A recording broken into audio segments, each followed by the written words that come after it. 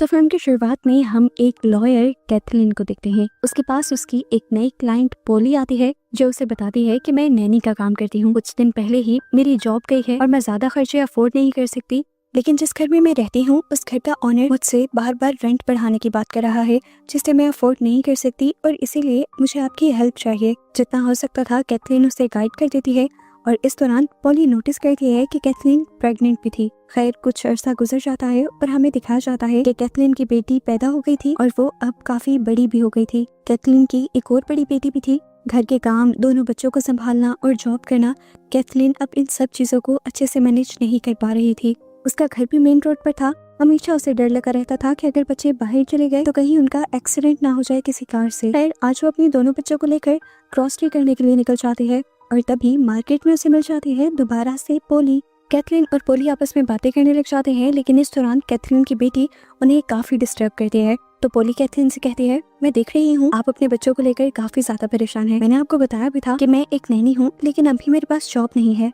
अगर आप चाहें तो मुझे जॉब दे सकती हैं। कैथलीन खुश तो थी लेकिन डरी हुई भी थी। ऐसे किसी को भी वो अपने घर में नहीं रख सकती थी। इसीलिए पोली उसे कहती है कि मैं जहाँ पहले काम करती थी आप वहाँ से कॉल करके मेरे बारे में पूछ सकती हैं। कैथलीन भी उसके कहने पर उस जगह कॉल करती है तो वो औरत पोली से काफी सेटिस्फाइड नजर आती है और बताती है कि पोली ने उसके घर का और उसके बच्चों का काफी अच्छे से ध्यान रखा था, लेकिन अब उसके बच्चे बड़े हो गए हैं और उन्हें पोली की जरूरत नहीं रही। अपनी सारी तसल्ली करने के बाद कैथलीन और उसका हस्बैंड पोली को अपने घर पर जॉब दे देते हैं। कुछ दिन गुजरते हैं और कैथलीन ये देखकर खुश हो जाती है कि उसकी दोनों ही बेटियां पोली के साथ काफी ज्यादा अटैच हो गई थी। कैथलीन आकर अपने हस्बैंड और पोली को बताती है कि कल को मेरे कुछ कलीग्स लंच पर आ रहे हैं और उनके लिए मैं सारा लंच खुद प्रिपेयर करूंगी। वो पोली यहाँ तक कि अपने हस्बैंड को भी किचन में आने नहीं देती, लेकिन इसी दौरान हम नोटिस करते हैं कि पोली कई मर्तबा बहाने से किचन के अंदर आई भी थी और उसने कैथलीन के बनाए खाने के अंदर कुछ मिक्स भी कर दिया था। खैर कुछ देर बाद सब लोग खाना खाने बैठ जाते हैं। खाना सबको ही पसंद आता है। खाने के दौरान पोली भी इन लोगों के साथ ही बैठी हुई थी। कैथलीन का दोस्त पोली से पोली के बारे में पूछता है और पोली अपने बारे में ज्यादा जो बात हाईलाइट करती है वो ये कि वो गरीब है और उसकी फैमिली नहीं है। अब उसके शहर में रहने के खर्चे पूरे नहीं हो रहे, इसीलिए वो अपने गांव वापस चली जाएगी। ये बात करते ही कैथलीन उससे कहती है, तुमने मुझसे ये बात डिस्कस नहीं की। खैर ये लोग इस टॉपिक को बात के लिए छोड़ देते हैं और अपनी बातों में लग जाते हैं। कैथलीन ने आज अपने दोस्तों को अपने घर पर ही स्टे करवाया था और रात होते ही सभी लोगों की तबीयत खराब हो जाती है सिवाय पोली के, क्योंकि पोली ने ही वो सूप नहीं पिया था, बाकी सब लोगों ने पिया था। जाहिर सी बात थी उसी ने तो कुछ मिलाया था। अब ये बात कोई भी नोटिस नहीं करता और कैथलीन सबके बीमार होने का इल्जाम भी अपने ही ऊपर ले लेती है। वो जब इस गिल्ट में रो ही रही थी कि ना वो किसी का ख्याल रख पाती है और ना ही कुछ अच्छा कर पाती है, तभी पोली आकर उसे दिलासा देने लगती है और ऐसे पोली कैथलीन के भी दिल के काफी करीब हो जाती है जैसे वो उसकी बेटियों के दिल के करीब थी। कैथलीन को जब ये यकीन हो जाता है कि पोली से अच्छी कोई और नैनी उसे नहीं मिल सकती, तो वो इसी टाइम पोली से कहती है कि तुम अपने गांव जाने के फैसले को छोड़ दो, तुम हमारे घर हमारे आउट हाउस में रहो, ऐसे तुम्हें शेल्टर भी मिल जाएगा और तुम्हारी जॉब भी सिक्योर रहेगी। पोली के लिए तो ये सबसे खुशी की बात थी। उसने फौरन ही हाँ कर दी और वो यहीं रहने लगी। पोली के घर आने के बाद सब कुछ सेट होने लगा था। कैथलीन की जॉब दोबारा से सेटल हो गई थी, बच्चे सेटल हो गए थे, लेकिन अंदर ही अंदर पोली कोई गेम चल रही थी, क्योंकि वो कैथलीन की बड़ी बेटी को कैथलीन के ही खिलाफ भड़काने लग जाती है कि तुम्हारी मोम बहुत बुरी है, अच्छा बनने का वो सिर्फ नाटक करती है। देखो कल उन्होंने तुम्हें डांटा भी और तुम्हें तुम्हारी फेवरेट चीजें भी कभी नहीं दिलवाई। अब यही बातें वो छोटी बच्ची डाइनिंग टेबल पर बोल देती है कि आप बिल्कुल अच्छी नहीं है, आप कभी हमसे उतना प्यार नहीं करती और कभी मुझे फेवरेट चीजें भी नहीं दिलवाती।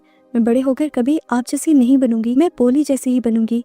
ये बातें सुनकर कैथलीन का दिल टूट जाता है। वो अपनी बेटी को समझाती है कि नहीं बेटा ऐसी बात नहीं है, मैं तुमसे बहुत प्यार करती हूँ। और अपनी इस बात में जब वो अपने हस्बैंड की भी राय लेने की कोशिश करती है तो उसका हस्बैंड भी पोली का ही साथ देता है और यहाँ पर कैथलीन ज्यादा टूट जाती है। कैथलीन अब पूरी तरह टूट चुकी थी। उदास होकर वो अपने रूम में चली गई। तब उसके हस्बैंड ने उसे नोटिस किया, उसे मनाया। आई एम सॉरी, शायद मैंने तुम्हें ज्यादा कह दिया है, लेकिन तुम भी गलत सोच रही हो। जितना तुम पोली को गलत समझ रही हो उतनी वो गलत नहीं है, वो अच्छी है। दिन गुजरते रहते हैं और हर गुजरते दिन के साथ कैथलीन की दोनों बेटियां पोली के साथ ज्यादा अटैच होती रहती हैं। यहाँ तक कि कैथलीन के हस्बैंड को भी पोली की आदतें बहुत ज्यादा पसंद थी। वो काफी केयरिंग थी। इसी वजह से कैथलीन को अब पोली से इनसिक्योरिटी होने लगी थी। ऐसे ही न्यू ईयर का दिन आ जाता है। ये सारे फायर सेलिब्रेशन देखने के लिए जाते हैं और जब घर आते हैं तो कैथलीन को अपनी बेटी के रूम से अजीबोगरीब आवाजें आती हैं। डर कर वो रूम में जाते हैं तो देखती है कि उसकी बेटी बुरी तरह डरी हुई थी और उसके हाथ में बहुत सारे फायर क्रैकर्स थे। वो अपने हस्बैंड और पोली दोनों को ही डांटने लगी कि किसने दिलवाए हैं उसे फायर क्रैकर्स। पोली ने फौरन से सॉरी कह दिया और कहा कि मुझे नहीं पता था कि वो ऐसे डर जाएगी, मुझे तो ये लग रहा था कि वो एंजॉय करेगी। सॉरी सुनने के बावजूद कैथलीन का गुस्सा कम नहीं होता और वो पोली से कहती है, अगर कोई हादसा हो जाता तो तुमने कुछ सोचा भी नहीं। आज तुमने साबित कर दिया है कि तुम मेरे बच्चों का ख्याल नहीं रख सकती, इसीलिए चली जाओ यहाँ से। कैथलीन ने फैसला तो ले लिया था, लेकिन पोली ने अब उसके बच्चों को ही उसके फैसले के खिलाफ भड़का दिया। कैथलीन के बच्चे, यहाँ तक कि कैथलीन का हस्बैंड भी कैथलीन को समझाने की कोशिश करता है, लेकिन इस चीज से कैथलीन और भी ज्यादा चिढ़ जाती है और फौरन ही पोली को घर से निकाल देती है। पोली अब घर से जा चुकी थी, जिसके बाद से कैथलीन से उसकी पूरी फैमिली नाराज हो चुकी थी। अपनी बेटी को तो वो समझा नहीं सकती थी, लेकिन वो अपने हस्बैंड को समझाने की कोशिश करती है। देखो, पोली वैसी नहीं है जैसा तुम समझ रहे हो, उसके इरादे खतरनाक लगते हैं मुझे और इसीलिए मैंने उसे घर से निकाला है। लेकिन कैथलीन का हस्बैंड तो कुछ सुनने को तैयार ही नहीं था, वो उल्टा कैथलीन से ही नाराज हो जाता है और यहाँ पर कैथलीन ठान लेती है कि वो अपने आप को प्रूफ करके छोड़ेगी कि वो ठीक है। अब क्योंकि कैथलीन एक लॉयर थी, इसलिए उसने पूरा प्लान बनाया और उसी प्लान के तहत वो पोली को उसके घर से लेने चली गई। वो पोली से माफी मांगकर उसे अपने घर वापस ले आती है, जिससे सब दोबारा उससे खुश हो जाते हैं और इसके बाद पोली दोबारा अपने दोस्त को बुला लेती है, जो दरअसल एक डिटेक्टिव है। कैथलीन के कहने पर वो ये मिशन ले लेता है कि वो पोली की सारी इन्फॉर्मेशन निकाल कर रहेगा और ये भी पता चला लेगा कि आखिर वो चाहती क्या है। पोली की गैर मौजूदगी में वो पोली के रूम में जाता है और उसके रूम की तलाशी लेता है और उसे वहाँ कुछ मिल भी जाता है, जिसे वो छुपा कर निकलने ही वाला था, पर पोली ने उसे पकड़ लिया। लेकिन अजीब बात थी, ये पता होने के बावजूद कि इस लड़के ने इसके रूम से कुछ चुराया था, पोली उसे फिर भी जाने देती है। स्टूवर्ट घर आकर उन पेपर्स पर रिसर्च करने लगता है और उसे कोई बहुत ही चौंका देने वाली बात पता चलती है, जिसके बाद वो पोली को कॉल करता है बजाय कैथलीन को कॉल करने के, क्योंकि असल तो कैथलीन ने ही उसे ये काम दिया था। दूसरी तरफ हम देखते हैं कि कैथलीन सारा काम स्टूवर्ट पे छोड़कर नहीं बैठी थी, वो खुद से भी इंफॉर्मेशन कलेक्ट कर रही थी और अब वो उस लेडी के घर जाती है जहाँ से उसने पोली की इंफॉर्मेशन पहली मर्तबा ली थी। उस लेडी के घर जाने पर उसे पता चलता है कि पोली ने उसके साथ बहुत बड़ा झूठ बोला था। पोली ने तो कभी नैनी का काम किया ही नहीं था, वो पहले एक ड्रग एडिक्ट थी। जिस औरत से उसने कैथलीन को कॉल करवाई थी, उसी औरत के रिहैब सेंटर में उसने अपने आप को रिकवर किया था, फिर वो बेहतर होने लगी थी। वो अब अपने लिए कुछ करना चाहती थी, इसीलिए उसने अपनी रिहैब की ऑनर से ही कहा कि आप अगर मेरे लिए एक छोटा सा झूठ बोल देंगी तो मुझे जॉब मिल जाएगी। ये सारी सच्चाई सुनकर कैथलीन पागल होने वाली हो जाती है और उस औरत पे ही भड़क जाती है। आप ये कैसा कर सकती हैं, इतना बड़ा झूठ? क्या आपको पता है आपके इतने बड़े झूठ ने तकरीबन मेरी लाइफ तबाह कर दी है। इतना बड़ा सच सुनने के बाद वो फौरन अपने हस्बैंड के पास जाती है और उसे पोली का ये धोखा बताती है कि उसने हमसे झूठ बोला था, उसने कभी नैनी का काम नहीं किया, यहाँ तक कि उसने रिहैब की ऑनर से भी झूठ बुलवाया है। इतने बड़े धोखे के बावजूद भी कैथलीन का हस्बैंड उसे ही गलत कह रहा था। वो कहता है कि पोली ने इतना बड़ा जुर्म नहीं किया, एक जॉब लेने के लिए उस मासूम ने बस एक छोटा सा झूठ बोला है, इसके अलावा कुछ नहीं। कैथलीन अभी भी अपने हस्बैंड को पोली की साइड लेता देखकर काफी ज्यादा अपसेट हो जाती है। सीन कट होकर दूसरी तरफ दिखाया जाता है कि पोली उस लड़के से मिलने पहुंच चुकी थी।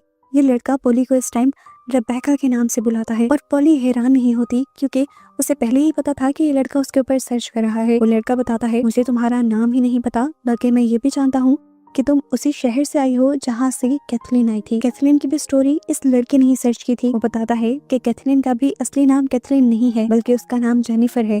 कैथलीन ने बचपन में एक पूरा घर जला दिया था, जिस घर में पूरी फैमिली जल गई थी सिवाय एक बच्ची के जिसका नाम था रेबेका, यानी तुम। कैथलीन ने वो सब कुछ करने के बाद पुलिस को ये बताया था कि तुम्हारे डैड उसके साथ ज्यादती करने की कोशिश कर रहे थे, जिसकी वजह से उसने तुम्हारे पूरे घर को चलाया था। उसके बाद वो अपना वो शहर छोड़कर यहाँ पर आ गई थी और अब तुम इसके पीछे आई हो, तो मतलब अपनी फैमिली का बदला लेने आई हो। पोली अब इस लड़के से कहते हैं, अब तो तुम्हें मेरा सारा प्लान पता चल गया है, अब तुम क्या करोगे? वो लड़का कहता है, मैं बस तुम्हें समझाऊंगा, ये कि ज्यादा गुस्सा मत करो, बदले की आग को अपने अंदर से निकाल दो, अपनी भी लाइफ बेहतर बनाओ और उस बेचारी की भी लाइफ खराब ना करो। मैं कैथलीन से भी बात करूंगा, वो तुमसे माफी भी मांगेगी और तुम्हें इतने पैसे भी दे देगी कि तुम्हारी लाइफ सेट हो जाए। इस टाइम तो पोली रोते हुए ऐसा ड्रामा करती है कि जैसे उसने इस लड़की की बात मान ली हो, लेकिन अगले ही पल वो ड्रामा करते हुए उठकर साइड पे जाती है और एक बेसबॉल बैट उठाकर जोर से उस लड़की के सर पर मारकर उसे मार देती है। उसने मर्डर कर दिया था, लेकिन वो फिर भी नहीं घबराई थी। फिलहाल पोली के लिए जरूरी था अपना सच छुपाना, जो उसने छुपा लिया था। लाश को वो अब ठिकाने लगा देती है और घर से सारे ही सबूत मिटा देती है, यहाँ तक कि अपने आने के सबूत भी। पुलिस को इस लड़की की लाश सड़क से मिलती है और जैसे ही कैथरीन को पता चलता है तो कैथरीन टूट जाती है। वो पुलिस वालों को भी यकीन दिलाने की कोशिश करती है कि जरूर उसे भी पोली ने ही मारा होगा, पर पुलिस वाले उसकी एक नहीं सुनते। कैथरीन अब घर आती है। दुख में वो पागल हुई भी थी, उसका बहुत ही अच्छा कोलीग मारा गया था। वो आकर सारा गुस्सा पोली पर उतारने लग जाती है और कहती है, अब मैं तुम्हें 1 मिनट भी इस घर में बर्दाश्त नहीं करूंगी, निकल जाओ अभी और इसी वक्त मेरे घर से। वो उसे खींचकर जब बाहर निकाल ही रही होती है तो पीछे से उसकी बेटी एमा पोली को रोक रही होती है और इस सब के दौरान एमा को चोट लग जाती है।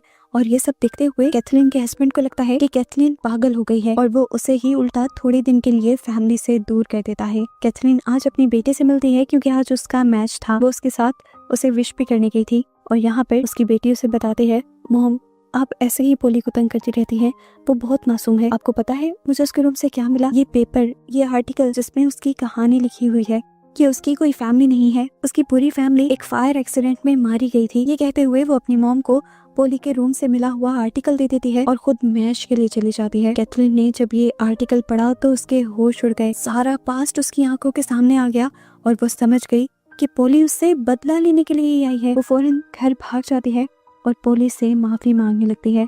यहाँ ग्राउंड में कैथरीन का हस्बैंड उसका वेट कर रहा था, लेकिन जब उसका फोन भी नहीं लगता तो वो समझ जाता है कि जरूर कैथरीन घर ही गई होगी और उसे डर लग जाता है कि वो कहीं पोली को नुकसान ना पहुंचा दे। जबकि यहाँ कैथरीन तो पोली से माफिया मांग रही थी।